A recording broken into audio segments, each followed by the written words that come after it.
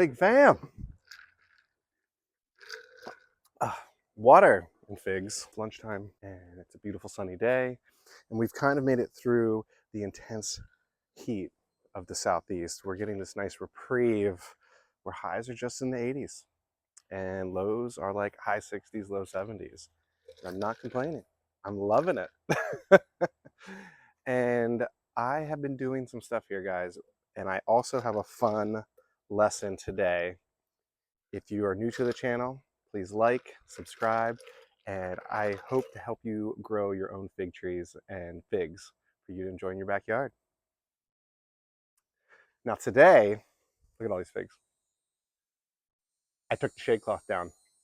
We had so much rain, so much humidity that it exacerbated the effects of the fig rust that I am currently battling. So in an attempt to diffuse that with our cooler temps, our drier weather, and since our sun isn't quite as high in the sky, I get a little bit lower of a UV index. I am taking the shade cloth off and I am watering the figs again. And I am spraying with that sulfur to get rid of that fig rust. And I am disposing of those leaves. Today, I want to talk about not air layering, but ground layering. It is a very old school way of propagating your fig tree. It is a simple way to propagate your fig tree. Anyone can try it, and it is, dear Lord, look at that bird. And I'm gonna walk you through it. And it's gonna take no time at all. And you, in a few months, you can walk away with a whole nother fig tree that can grow on its own. And why do we do things like air layering and ground layering? Well, you can propagate essentially a fig cutting that is still being fed by the tree itself through its sap vascular system, right? So today, look how beautiful it is here, guys. We're gonna get into this fig tree here and we're gonna ground layer. It's gonna be amazing. But look how beautiful it is. I'm not even sweating yet. I've been out here 5 minutes. Normally I'd be sweating. No sweat yet. Staying hydrated though. Let's ground layer right now. All right, fig fam. So what is ground layering? Well, if you have heard of air layering, it's a very similar process where we are essentially covering a branch in dirt where it has the potential to grow additional roots. But we are doing that with a fig tree and a branch that is close to the ground. So we're not bringing soil up to a branch, we're bringing the branch down to the soil. So many of you, if you have a bush like fig tree, or fig trees, what we say can sometimes be suckers coming out from the ground or from the base of the trunk, they have a high success rate and an easy potential to grow their own roots to become their own fig tree. And it's a very simple, easy propagation method. It can be as simple as placing this rock on top of this branch to create ground contact with the given branch. Now, this rock's a little small because I want significant bend, and you have to do this slowly so you don't snap the branch. And what I'm actually doing too is I'm bringing in additional dirt, and this is a compost topsoil blend that I'm going to cover the branch in and make it snug. So if it does rain, the soil doesn't flow away, etc. And I'm actually going to loosen the soil around it. I'm going to create this pocket of additional ground touching of the branch. All right, now I have a larger rock and I have a smaller rock, and I'm actually going to work them together in a relatively simple yet effective fashion. So why are we able to do this with certain fruit trees, specifically the fig tree? And why do we propagate a lot with fig trees? Well, if you happen to pollinate a fig tree through caprification, the seeds have their own DNA sequencing. You do not get an exact replica of the tree. You get a wide variety of children with the given DNA that was provided from the male fig and the female fig, and you're not quite sure what you're going to end up with. It's kind of a beautiful evolutionary skill that figs have had. But if you want to replicate the beautiful fruit on a tree, you have to propagate it. You can do that through cuttings, you can do that through air layers, and you can do it through ground layers and even tissue cultures, taking a small piece and growing from there. How and why can you propagate a fig tree from a cutting or an air layer or a ground layer? Well, each fig tree, and this is kind of why they're calling creeping figs from the ficus family, is that they have the ability to grow roots from their cambium layer as well as their nodes on every branch on lignified new growth and older growth as well if put in the proper conditions. If we zoom in,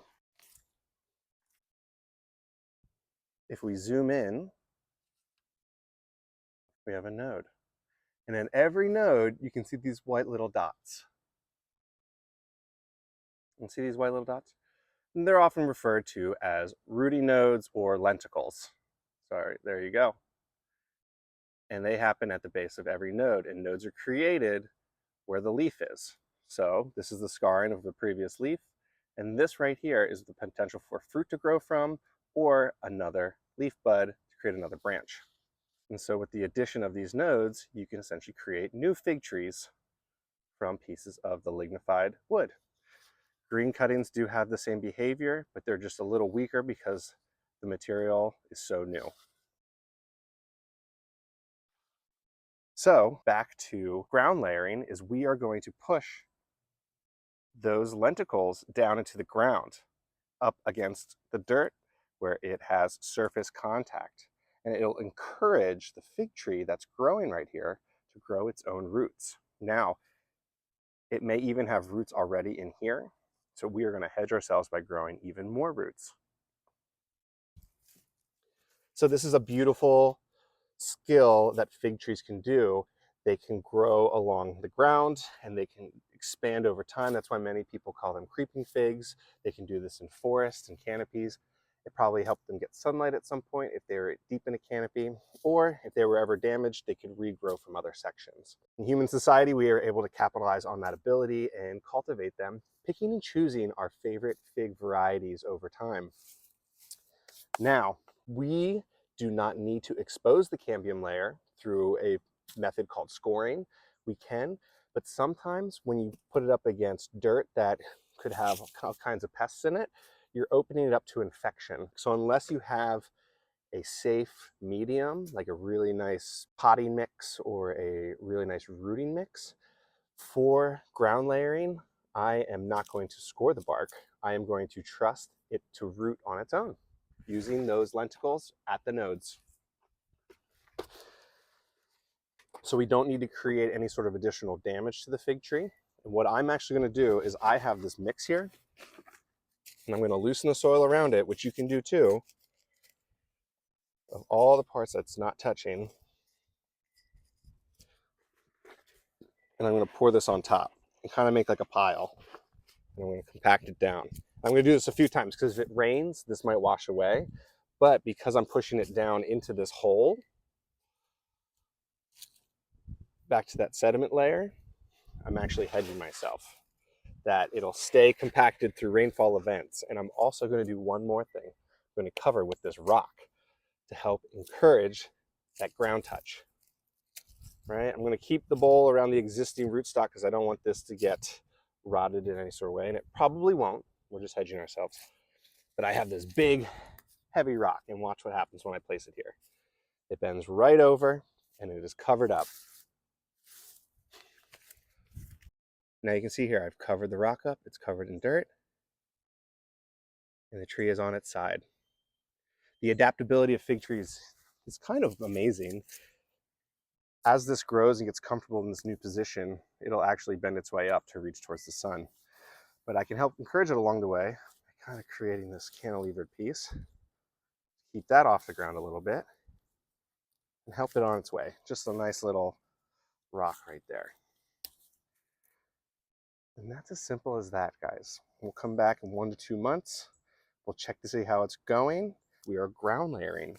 If you have really long fig branches, you can slowly bend them down and you create a U shape, cover that branch with dirt and let it stick back up, and make sure you're using your weights, your tie downs, what have you. And that is another method of ground layering. You can do this with any sort of tree that also propagates. So the non-fruiting branches of blackberry bushes, you can do this, and other sort of berry bushes like that, or bramble bushes, I should say. You can do this with so many types of figs and ficus, anybody in the ficus family, or I should say most types, there's an exception to everything. Other trees, and I don't know about this for citrus, but sometimes you have to actually score the bark and peel back the cambium layer. And the cambium layer has fruiting hormone in it as well. It just needs to be exposed through the method of scoring or fully removing the bark.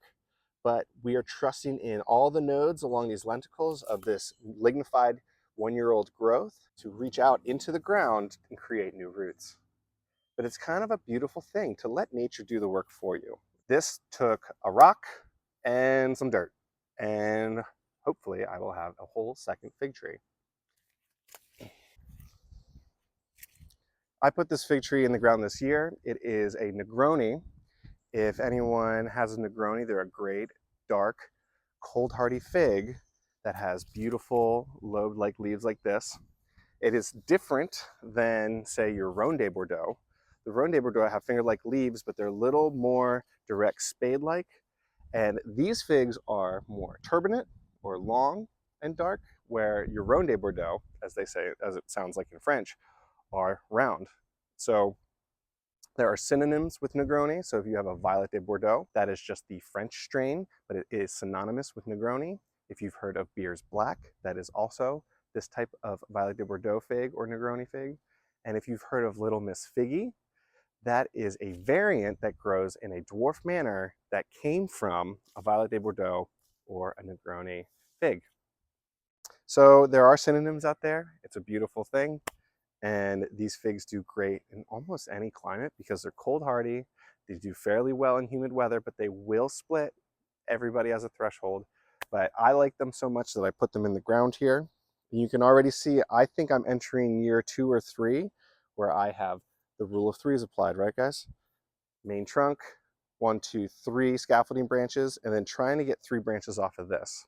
If you notice some of these spindly branches here, I may actually cut it down to the scaffolding branches again until I get stronger secondary branches that shoot off. And all that new growth will make more figs.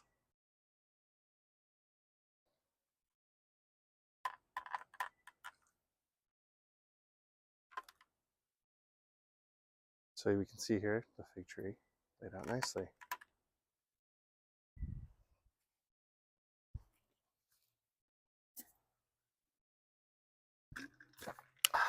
So it's a beautiful day. If this video is helpful for you or you think you want to try ground layering, reach out with questions and comments. It is really simple. It takes about 2 months, which I say 8 weeks, to about 10 weeks for the roots to take. And then you can remove the tree and put it into its own pot. If your fig tree goes dormant for the winter, that's almost an amazing time to do your removal of your ground layer. You simply remove it and take as many of the roots with it as you can, put it in its own pot, and it'll wake up in the spring ready to go and grow. If you remove it and you still have a lot of growing season left, you may actually notice that a lot of the leaves will drop off on their own because the leaves were used to a certain level of energy coming from the fig tree and supplying it with nutrients. As it establishes itself, it's going to focus those nutrients on root growth and may actually drop those leaves. And if you see them dropping, you can remove those leaves, maybe leave 1 or 2 at the top in the main bud, and it'll push out new growth when it's ready to grow after making some roots. So I hope that's helpful for you. If you guys like this video, like, subscribe. My goal is to help you guys grow and enjoy a fresh fig. Keep me posted. Take care, Fig Fam.